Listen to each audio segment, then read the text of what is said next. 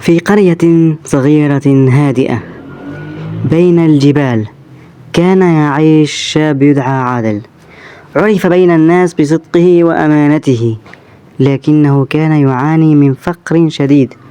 كلما تقدم لخطبة فتاة قوبل بالرفض، ليس لعيب فيه، وإنما لأنه لا يملك بيتا ولا مالا.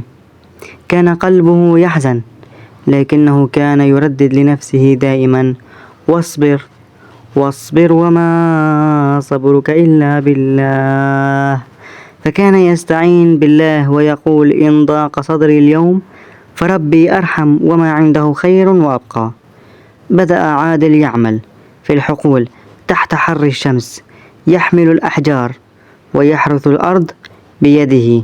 لم يكن أمامه سوى أرض صغيرة اشتراها بعد سنوات من التعب. قرر أن يزرع فيها أشجار الزيتون.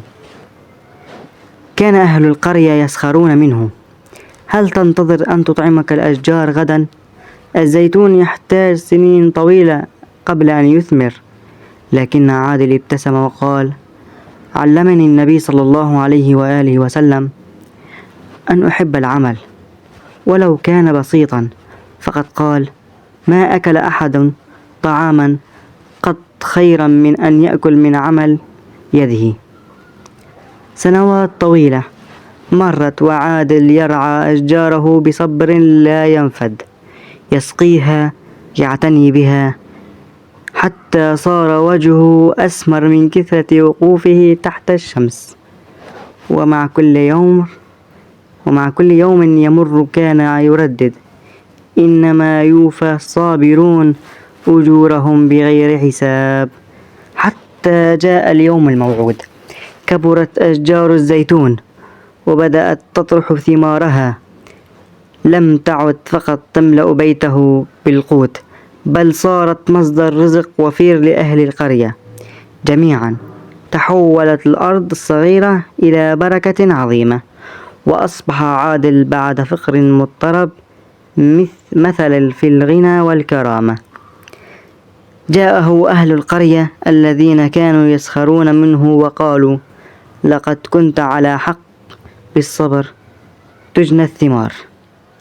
ابتسم عادل ووقف أمام أشجاره يقول: علمتني الحياة أن الثمار لا تنضج بسرعة، بل بالصبر.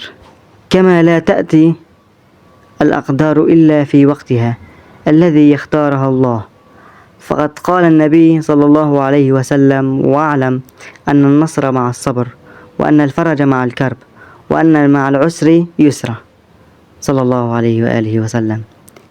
أيها الأحبة، تذكروا أن الصبر ليس ضعفا، بل هو قوة وثبات، وهو الطريق إلى الرزق والفرج. قد تتأخر أحلامكم وقد يبطأ رزقكم، لكن ثقوا أن الله لا ينسى دعوة عبد صابر.